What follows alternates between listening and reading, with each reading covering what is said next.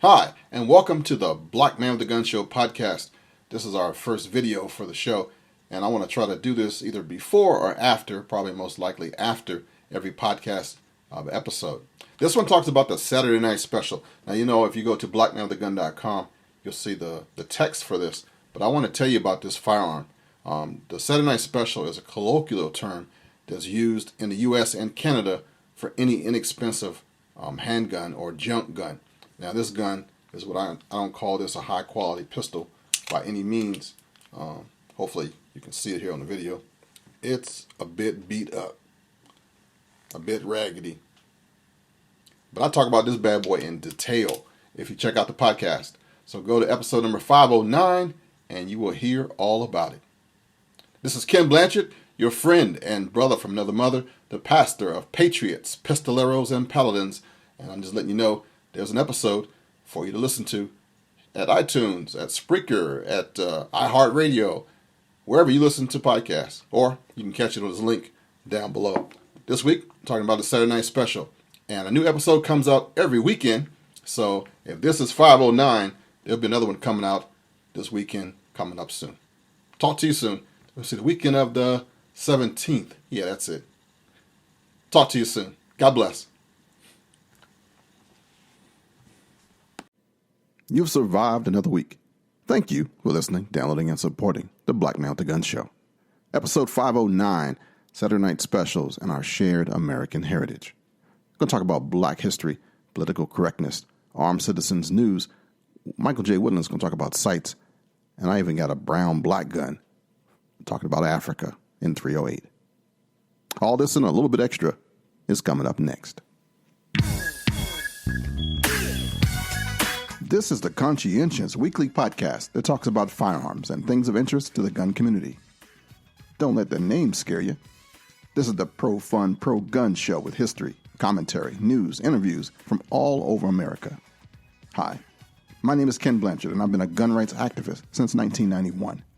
And you just discovered the show with over 1.7 million downloads, with celebrity guests, new products, and good people making a difference.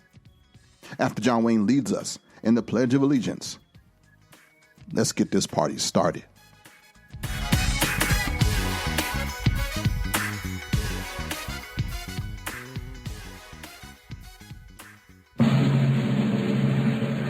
I pledge allegiance to the flag of the United States of America and to the republic for which it stands, one nation, under God, indivisible, with liberty and justice for all.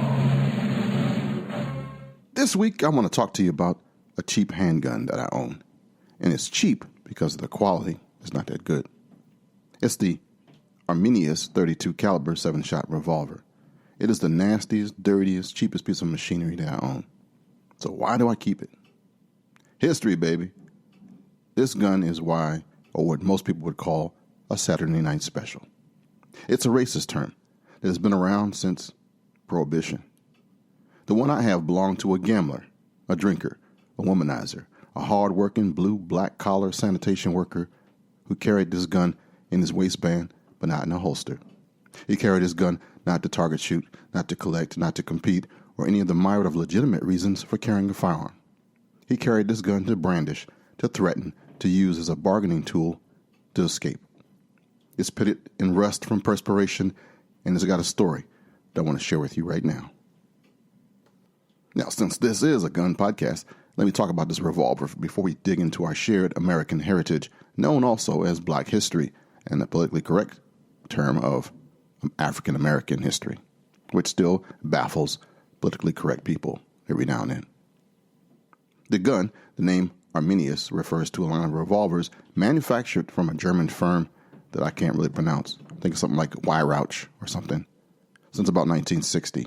And this first model was the HW3, and since 1962 was produced HW4 and H5 in 65. These revolvers were first named after the chief of the Germanic Cherusci tribe. Arminius is a Latinized name who led the Teutonic warriors during the latter stages of the Roman Empire, Augustus's reign. Got this from the Wikipedia, actually. Now, over the past 50 years, the various models have been imported into the U.S. by different companies. The most well-known is from Firearms Import and Export, also known as FIE, out of Hialeah, Miami, Florida. The company, Arminius, is still around. Stuff looks way better than this thing I got here, though.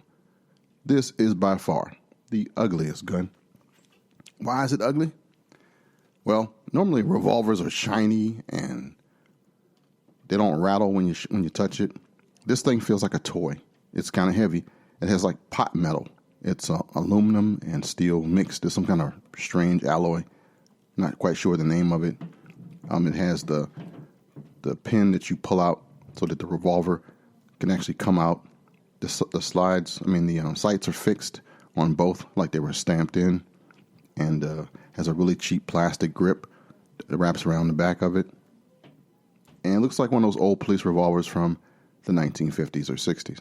Except for this one is like brown and gray and black and faded. It's just hideous. And I wouldn't shoot this thing if I had 32 caliber ammunition. It's just for memories. See, we collect things for a whole bunch of different reasons, right? And I said this gun was cheap. And I say that in comparison to a Smith & Wesson or a Taurus revolver I'm used to, and was brought up shooting in the police academy before the Glock takeover of polymer and steel back in 1986 at the Federal Law Enforcement Training Center in Georgia. But our history is tied to stuff like this. People of color, black people, African American people, don't know that they are so deeply entrenched in the gun rights movement and gun rights in the United States and don't have a clue. You do because you follow the show, you follow me, and you know we are all on the same page. That's why I'm torn this month about the Black History thing. Really, I am. I haven't graduated to the point where I don't think it's important.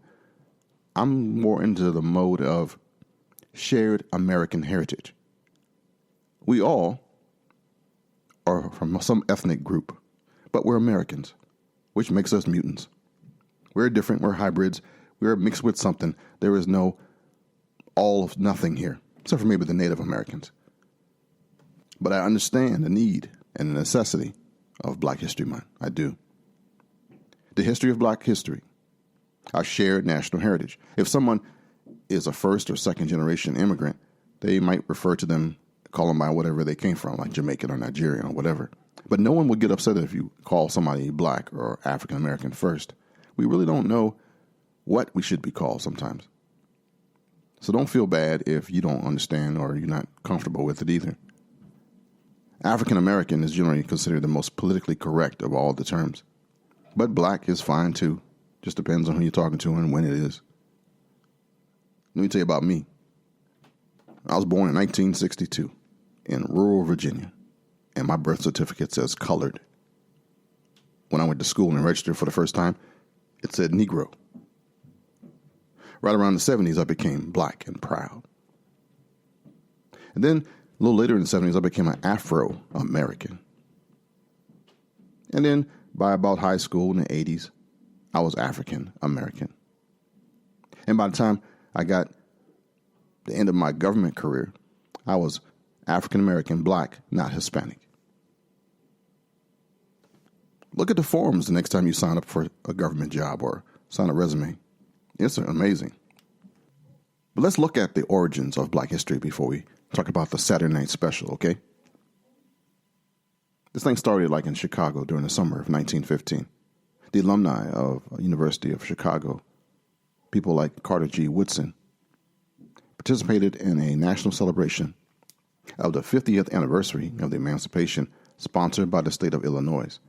Thousands of African Americans traveled from across the country to see exhibits highlighting the progress their people had made since the destruction of slavery.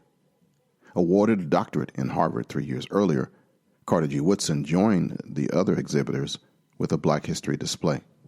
Despite being held at the Coliseum, the site of the 1912 Republican Convention, an overflow crowd of 6,000 to 12,000 people waited outside for their turn to view the exhibits. Inspired by the 3-week celebration, Woodson decided to form an organization to promote the scientific study of Black life and history before leaving town. On September 9th, 1915, Woodson met at the Wabash YMCA with A.L. Jackson and 3 others and formed the Association of the Study of Negro Life and History. He hoped that others would popularize the findings that he and other black intellectuals would publish in the Journal of Negro History, which he established in 1916. As early as 1920, Woodson urged black civic organizations to promote the achievements that researchers were uncovering. A graduate member of Omega Psi Phi, he urged his fraternity brothers to take up the work. In 1924, they responded with the creation of Negro History and Literature Week, which they renamed Negro Achievement Week. Their outreach was significant, but Woodson desired a greater impact. As he told an audience of Hampton Institute students, "We are going back to that beautiful history, and it's going to inspire us to greater achievements." That is actually the real reason for Black History Month. When you got a torn down people of low esteem, who have been brutalized, who have been marginalized, who have been enslaved, the best way to lift them up was to inspire them to greater achievements by reminding them that they weren't what the world told them they were. They were humans. In 1925, he decided that the association had to shoulder the responsibility. Going forward, it would both create and popularize knowledge about the black past. He sent out a press release announcing Negro History Week in February 1926. Woodson chose February for reasons of tradition and reform. It was commonly said that Woodson selected February to encompass the birthdays of 2 great Americans who played a prominent role in shaping black history, namely Abraham Lincoln and Frederick Douglass, whose birthdays are the 12th and 14th, respectively. More importantly, he chose them for reasons of tradition. Since Lincoln's assassination in 1865, the black community, along with other Republicans, had been celebrating the fallen president's birthday. And since the late 1890s, black communities across the country had been celebrating Douglass's. Well aware of the pre-existing celebrations, Woodson built Negro History Week around traditional days of commemorating the black past. Basically, he was asking the public to extend their study of black history, not to create a new tradition. In doing so, he increased his chances for success. Yet Woodson was up to something more than building on tradition.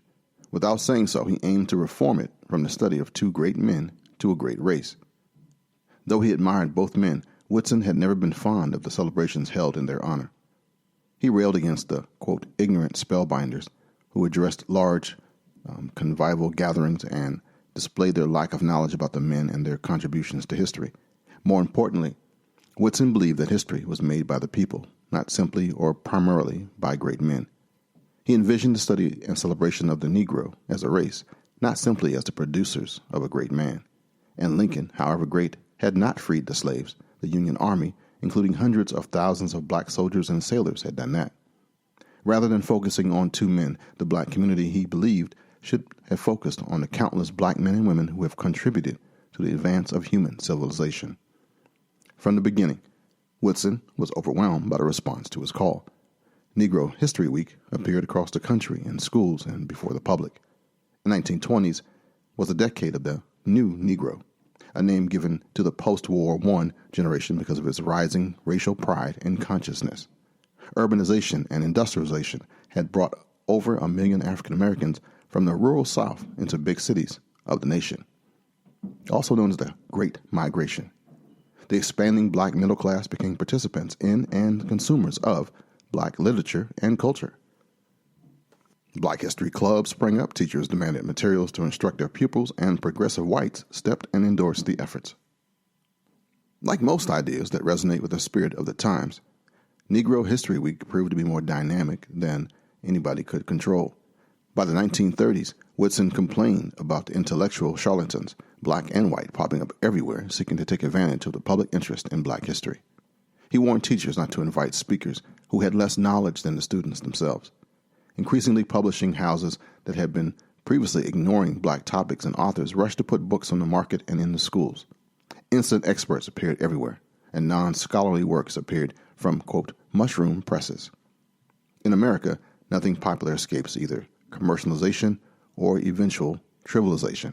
And so Woodson, the constant reformer, had his hands full in promoting celebrations worthy of the people who had made the history. Well before his death in 1950, Woodson believed that the weekly celebrations, not the study or celebration of black history, would eventually come to an end. In fact, Woodson never viewed black history as a one-week affair. He pressed for schools to use Negro History Week to demonstrate what students learned all year. In the same vein, he established a Black Studies extension program to reach adults throughout the year. It was in this sense that blacks could learn of their past on a daily basis that he looked forward to at a time when an annual celebration would no longer be necessary. And this kind of goes in the same vein as what Morgan Freeman said on national television with Mike Wallace. Here's that clip right here. Black History Month you find ridiculous. Why? You're going to relegate my history to a month? Oh, come on. What do you do with yours? Which month is White History Month? Well, come on, tell me. Well, I'm Jewish. Okay, which month is Jewish History Month? There isn't one. Oh, why not? Yeah. Do you want one? No. I don't either. I don't want a Black History Month. Black history is American history. How are we going to get rid of racism? Stop talking about it. I'm going to stop calling you a white man. Yeah. And I'm going to ask you to stop calling me a black man. I know you as Mike Wallace. You know me as Morgan Freeman. And that is all I'm going to say about that. Makes you think, though, doesn't it? Yeah. The 1960s had a dramatic effect on the study and celebration of black history. Before the decade was over, Negro History Week would be well on its way to becoming Black History Month. The shift to a month-long celebration began even before Dr. Woodson's death. As early as 1940s, blacks in West Virginia, a state where Woodson often spoke, began to celebrate February as Negro History Month. In Chicago, a now-forgotten cultural activist, Frederick H. Hammurabi, started celebrating Negro History Month in the mid-1960s. Having taken an African name in the 1930s, Hammurabi used his cultural center, the House of Knowledge, to fuse African consciousness with the study of the black past. By the late 1960s, as young blacks on college campuses became increasingly conscious of links with Africa, Black History Month replaced Negro History Week at a quickened pace. And now, since the mid-1970s, every American president, Democrat, and Republican has issued proclamations endorsing the annual theme of African American or Black History Month. That's how we got to where we are. But what Morgan said, or Mr. Freeman, we ain't like that. It's just history. But you got to know where you come from before you can know where you're going. It's all a process. And sometimes the process is messy when you're dealing with people. We come at it from different levels, from different perspectives, from different ignorances. We're all ignorant about something. And most folks don't realize that this whole gun thing starts with the black people, with the Negroes, with the African Americans. Yeah. And what really got me when I first started is I didn't know all this stuff.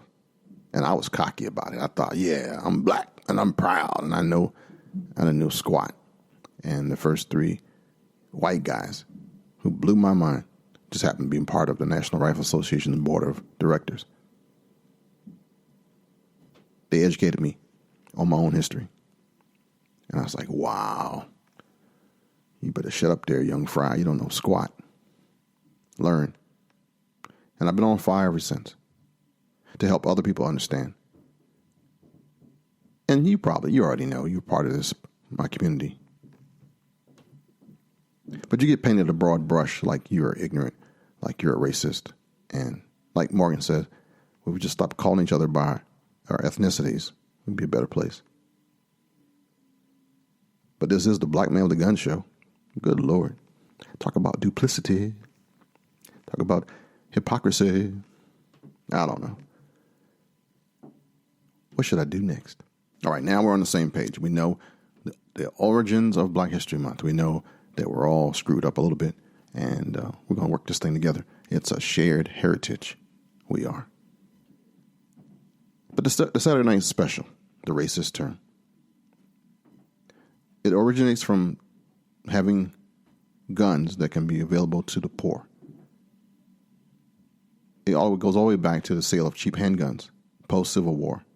Small pistols selling for as little as 50 or 60 cents became available in the 1870s and 1880s.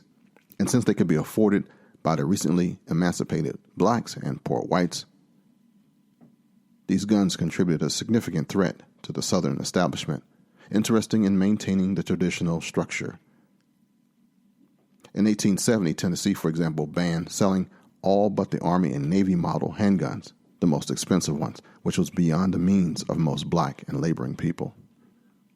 In 1881, Arkansas enacted almost an identical ban on the sale of cheap revolvers, while in 1902, South Carolina banned the sale of handguns to all but, quote, sheriffs and their special deputies. In 1893 and 1907, Alabama and Texas attempted to put handguns out of the reach of blacks and poor whites through extremely heavy business and or transactional taxes on the sale of such weapons. In the other Deep South states, slavery-era bans on arms possessions by blacks continued to be enforced by hook or by crook.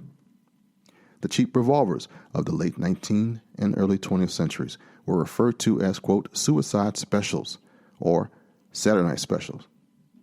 And they kind of took that term up until the Gun Control Act of 1968. Why is it racist? Oh, I'm glad you asked. I'm going to use the N-word here, so forgive me. There was an article by a writer back in the early 20s who said if he had his way, he would want to be black on Saturday night, or he could just get down like Nigger Town Saturday night, where the only threat was that you might get shot by a Saturday Night Special. That's where it came from. It's a cheap gun, like this German-made Arminius gun that I keep here. Something that you wouldn't take to a competition, that you didn't want to be seen with this thing, but in the dark, in the alley, at a crap game, at a dice game, it might be something to keep you alive. So the term Saturday Night Special, the cheap guns, also economic way to prevent people from being able to afford a gun. And these laws have been in effect forever, even to our generation. When the Glock came out in Maryland, it was very, very affordable. You could buy a brand new Glock for about $350. But Maryland had a law, Saturday Night Special law actually, that said that any gun under $400 must be a Saturday Night Special, must be a cheap gun, must be able to be bought by just about anybody. So Glock had to up the price of the firearm so they could go through Maryland's crazy laws. And while I'm speaking through here, Maryland's handgun roster board is jacked up.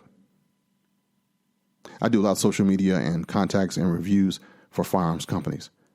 I can't even get all the firearms that I'm able to get because they have to go through a handgun roster board first, approval that they can be sold in the state of Maryland. So I got to work on getting out of here soon. And I was tempted to go into a big old exercise about the term Negro and nigger and black people and all that. But I don't know. I don't know if we're ready for that. You see, the English language, the word nigger is an ethnic slur, usually directed at black people. The word originated as a neutral term referring to people with black skin color. As a variation of the Spanish and the Portuguese noun negro, a descendant of the Latin adjective niger, black, it is often used derogatorily, and by mid-20th century, particularly in the United States, its usage became unambiguously pejorative, a racist insult. Accordingly, it began to disappear from popular culture, and its continued inclusion in classic works of literature has sparked controversy. Yeah, you can read some really old stuff and find it right in there. Agatha Christie's book, 10 Little Indians, used to be called 10 Little Niggers. Mark Twain used it a lot. So did Charles Dickens. But it's tied to our shared American heritage. It's kind of weird. Like, I want to dig into it, but I don't want to offend you. I want to talk about it in detail so that we can clear the air, get that thing out the way so it won't be that big elephant in the room. Because sometimes you're going to run across it in classic history. Sometimes you're going to run across that word with people who don't know. And you're going to run across people who do it for effect. Chris Rock has a great stand-up about it. I might stick that in here. And I don't know. If you got kids in the car, maybe this is not the episode for them. I don't know. Well, maybe it is. Maybe it's something that you can talk about. But before I close, let me go back to the Saturday night specials. It's a compact, inexpensive, small caliber handgun with perceived low quality. And some states define Saturday night specials as junk guns by means of composition or material strength, low cost, and high availability to make these weapons attractive to buyers despite their shortcomings. Because the price of a firearm can determine who is able to buy it, the elimination of inexpensive firearms can have a direct effect upon those of lesser means.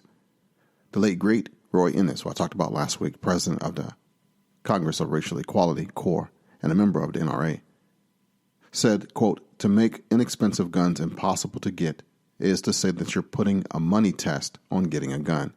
It's racism in its worst form." And CORE filed an amicus brief in 1985 against Maryland, challenging their Saturday night special low caliber handgun ban. At the National Institute of Justice, Wright and Rossi evaluation there, a study said that the people most likely to be deterred from acquiring a handgun by exceptionally high prices or by the non-availability of certain kinds of handguns are not felons intent on arming themselves for criminal purposes, who can, if all else fails, steal a gun they want, but rather poor people who have decided they need a gun to protect themselves against the felons, but who find that the cheapest gun in the market costs more than they can afford. And CORE filed a brief in 2001 in United States versus Emerson case, stating that the term Saturday night special refers to Niggertown Saturday night, like I said. So it's kind of just a flashback to last week when I talked about appreciating the contributions of Roy Innis. The late Roy Innis are huge, and they kind of pop up every once in a while, and I want to make sure that you remember that. There's some guys who have gone on that I haven't mentioned, but have left a legacy for us all.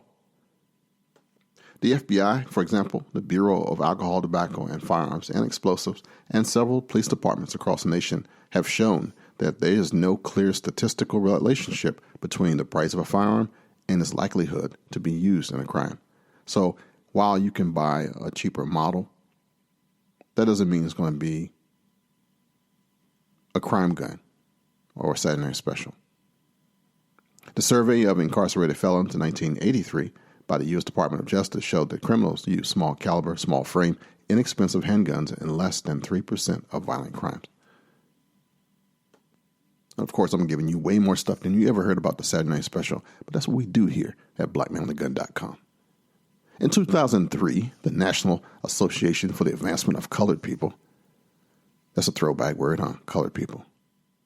Anyway, the NAACP filed suit against the 45 gun manufacturers for creating what it called a public nuisance through the negligent marketing of handguns, which included models commonly described as, quote, Saturday night specials. And the suit alleged that handgun manufacturers and distributors were guilty of marketing guns in a way that encouraged violence in black and Hispanic neighborhoods. The suit was dismissed by U.S. District Judge Jack B. Weinstein, who ruled that the members of the NAACP were not, quote, uniquely harmed by illegal use of firearms and therefore had no standing to sue. Interesting, huh? Just gonna sue some people. That's what we do here, though. It's a litigious society. Don't have to be true or anything, but you can sue. Kind of like suing the 40 ounces and the people who sell beer and malt liquor. But don't let me get started on that stuff. Now, I did mention the Gun Control Act of 1968. That used the, quote, sporting purposes test and a point system to exclude many small, inexpensive handguns, which had been imported from European makers like Rome. The act had also had the effect of banning the import of high-quality pocket pistols like the Browning 1910 and the Walter PPK, which were very popular among police officers as backup guns, since police use was not a sporting purpose and the backup guns failed the point system on the basis of size. The Gun Control Act had other consequences. The original Glock models, imported from Austria, for example, and later adopted by many U.S. police departments, had to be equipped with fragile, adjustable sights to gain access to our markets. So what I'm saying is Glock had to change their sights to these fragile, adjustable jokers to gain enough points to be imported as, quote, target pistols. And these were later replaced by Glock in the U.S. with the original, rugged, fixed sight, thus creating the original, unimportable configuration desired for police service use. All compact models have, quote, target grips in the form of finger grooves molded into the plastic, and until it was produced domestically, Glock's model G42, the 380 ACP model, was not available for import to the U.S. because of this inability to make the required number of points for import. That's why we didn't get that gun as soon as we wanted it. It's been around for a minute. And the other two Glocks, the Model 380, the G25, and the G28, are still only available for law enforcement because of this rule. Most manufacturers in the U.S., though, were not directly impacted by the Gun Control Act, as they were not subject to the import restrictions, and for the most part, they did not manufacture compact, inexpensive handguns that competed with the banned imports. So, in summary, if in your gun rights activism in the future, you come upon a legislature, a political body, or any elitist that thinks that your mouse gun, your backup gun, your small firearm is a Saturday Night Special, please let them know where the term comes from. Please let them know that criminals don't care. Please let them know that everything they're saying is based upon falsehoods, inaccuracies, and lies. And guns that have been expensive or inexpensive to get have been used economically to keep certain people from being able to defend themselves, to own a firearm. And there are still some really crappy guns out there, like this one here I have as a memorial to a guy who partied like it was 1999 every Friday. Wouldn't shoot this thing. But it was what it was. Direct from our newsroom in Washington, in color. This week I have 3 stories for you. Customer armed with handgun shoots assault suspect in local party store. The place? Holland, Michigan. A man who walked into a party store on the lake shore ended up breaking up an assault late Thursday night by shooting the suspect. Police say he was legally carrying his firearm and acted in self-defense. It happened at around 10 p.m. at the Columbia Avenue one stop in Holland. Police say a 29-year-old male suspect was assaulting a woman in the store when another customer entered the building. The 43-year-old man attempted to break up the assault when the suspect turned his attention on the new customer and began attacking him instead. Little did the suspect know that the customer was armed with a handgun. The man drew his weapon and shot the attacker twice. The suspect was last listed in critical condition. Police said the armed customer acted in self-defense and was legally carrying his firearm with a valid concealed pistol license. He is cooperating with the investigation and will not be arrested. That was dated 2/10/2017. Our next story happens in Philadelphia. A deli owner shoots armed robbery suspect in Overbrook. A Philadelphia deli owner shot an armed man who was attempting to rob him, police say. It happened around 8 p.m. Thursday at the 65th and Lebanon Avenue Deli in Overbrook. Police say a gun-toting man walked into a deli and declared a holdup. That's when police say the owner pulled out his gun and shot the suspect in the groin. Police say the owner is licensed to carry. The attempted robbery suspect was taken to Lane Canal Medical Center with non-life-threatening injuries. Police are working to determine if this suspect is responsible for a string of robberies in the area. And I think that's pronounced Lacanau. That's Lankenau. And if I'm wrong, help a brother out. And my final story comes from Mason County, West Virginia. A man in critical condition after being shot by a homeowner in a home invasion. Neighbors on Ashton Upland Road in Mason County are on high alert after deputies say a man tried to break into a home Wednesday night but was shot by the homeowner. Deputies say it was just after midnight when Dale Light allegedly tried to break into the home. Quote, "It's a horrible thing to have to do something like that, but when you come into your house like that, they could hurt you," said Rita Kelly, who lives just down the street from where the break-in happened. Kelly says the area is fairly quiet and never sees any criminal activity, so hearing the news was stunning. Kelly says she's now having conversations with her family about security and what to do if someone tries to come into their home. She says it makes you want to make sure you know the law if someone breaks into your house. What you can do to protect you and your family. It makes you want to learn how to shoot a gun in case something does happen to protect your family. The deputies say this guy named Dale Light was taken to a local hospital where he is listed into critical condition. No one else was hurt during the incident. However, deputies say a second suspect did take off from the scene. No charges have been filed against the homeowner. This portion of the show is brought to you by the United States Concealed Carry Association.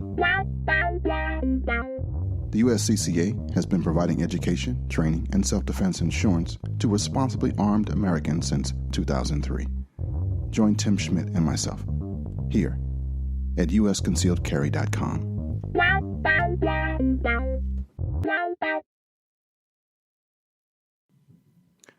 One of the things that happened at SHOT Show, there was quite a few products, not only by U.S. but international vendors.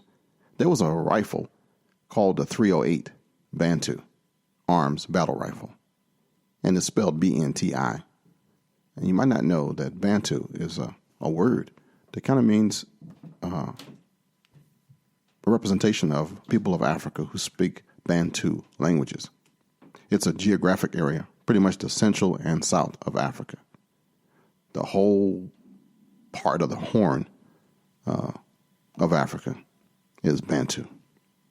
So if you're talking about black rifles, I got a brown rifle for you. Bantu Arms, now in Jacksonville, Florida, is U.S. headquarters for the manufacture of small arms intended for export to vetted African armed forces, police, and paramilitary units. BNTI, or Bantu, is pleased to unveil its new 308 Bantu Arms Battle Rifle. And the president of Bantu says, "Our USA-made firearms are of the highest quality, and we build each firearm with the knowledge that it needs to be reliable, durable, and accurate, as it will be saving lives and defending the freedom and the way of life of countries and people who depend on it," said Jim Fletcher, president of Bantu Arms. The new Bantu Arms 308 battle rifle's performance-driven design is engineered for extreme durability and reliability. Yeah, it looks pretty much like an AR. I'm going to have a picture to a link for it, but it's definitely a brown black rifle. It has the brown Cerakote. It has the 90-degree ambidextrous safety selector. It has a 13.5-inch K-Mod rail system. It has a flash hider from Odin or either a BCP. It has a 16.5 match grade 416R stainless steel barrel with a 1 in 10 twist.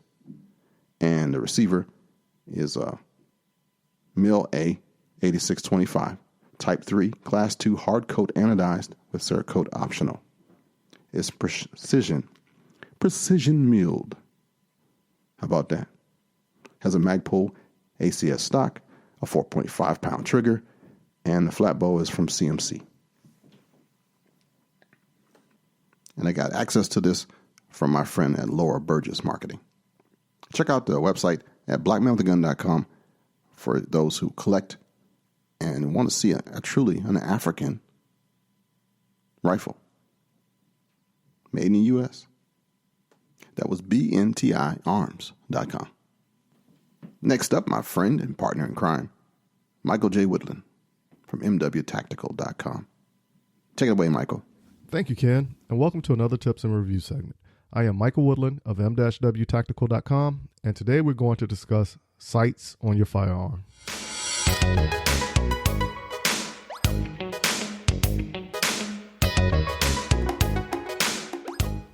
How many of us would like to have the latest and greatest products on our firearms out on the market today?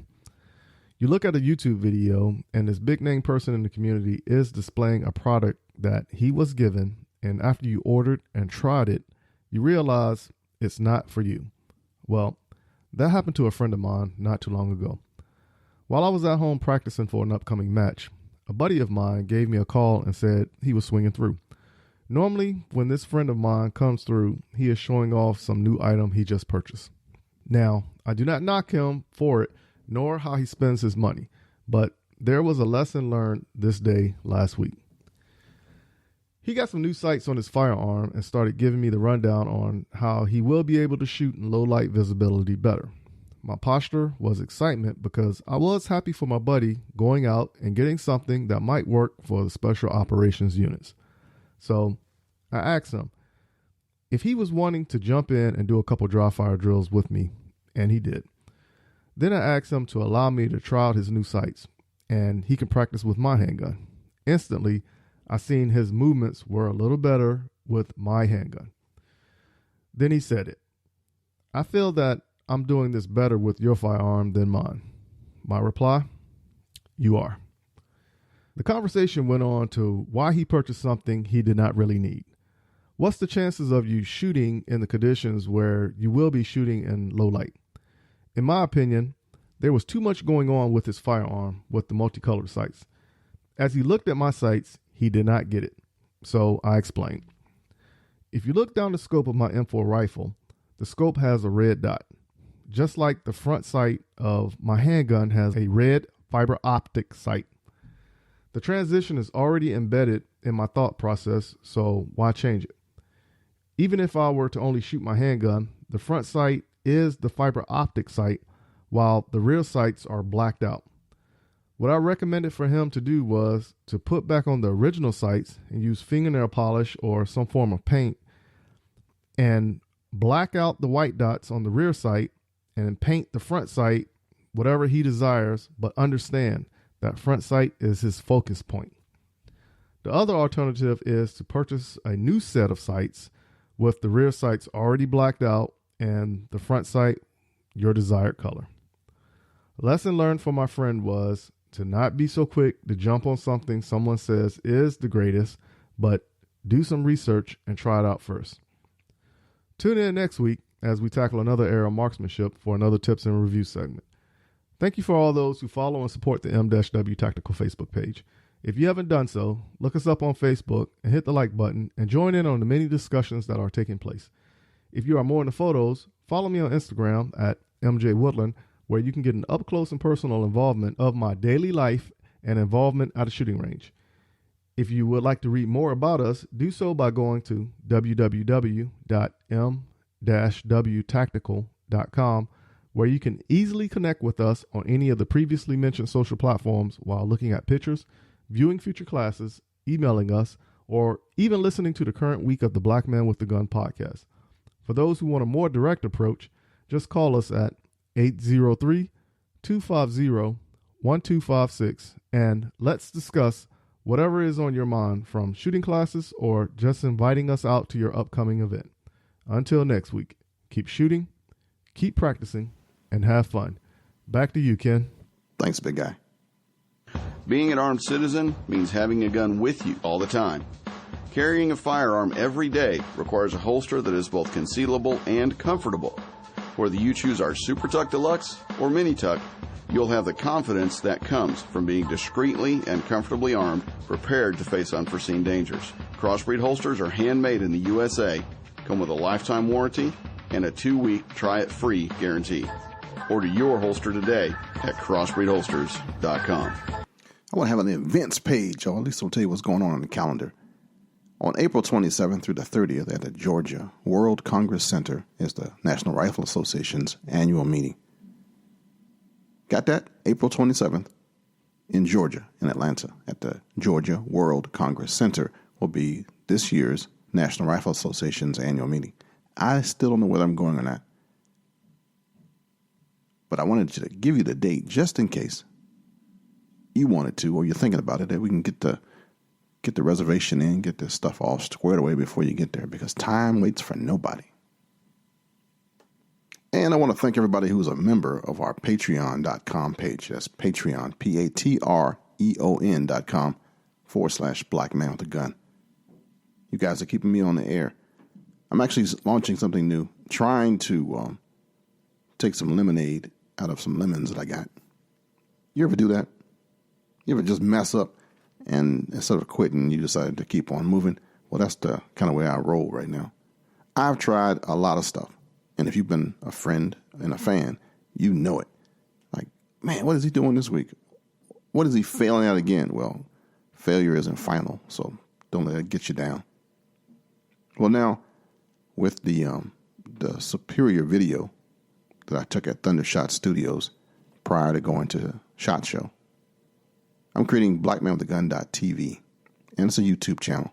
I'm going to be adding clips from the podcast episodes and some stuff I'm going to do in the future there. I'm a little slow. It took me a while to learn the video part, but you'll see some stuff there, and your support makes it possible. If you'd like to be a Patreon supporter, go to patreon.com/Black Man with a Gun, and you'll see what I'm talking about. It's a new crowdfunding platform for ongoing projects. Thanks for listening. You know, friends and friendship isn't about whom you've known the longest, I've learned. It's about who came and never left your side. Thank you so much for being like a star. I don't always see you, but I know you're there. I had some really good interaction this week with some friends who let me know that even though I've had some setbacks and some stuff that just didn't go right, I'm making a difference in their life, and that meant a lot to me. I created a new Facebook page that just says Reverend Kenn Blanchard, and it's going to be, I don't know, more of what I'm supposed to do. I'll leave it at that. If you're on Facebook, give me a shout. On Twitter, let me know you're there too. All my social media links can be found at blackmanwithagun.com. If you're looking for some good podcast, check out Ham 360 by my brother, Kel Nelson, The School of Podcasting by Dave Jackson, The Woman's Gun Show by Barbara Baird and Carrie Lightfoot. Yeah, those few will get you straight. Ham radio never left, you know. Sometimes we think about communications and prepping and the apocalypse, but commo is really important when the grid goes down. Just some things to think about. Looking forward to talking to you online again. Well, that's it for this week. I want to thank you for joining me, and if you liked what you heard, please tell somebody. Dr. Martin Luther King said, "We've learned to fly the air like birds. We've learned to swim the seas like fish. And yet we haven't learned to walk the earth as brothers and sisters." Until next week, just in case nobody has told you this today, I love you, and there's not a darn thing you can do about it. Shalom, baby.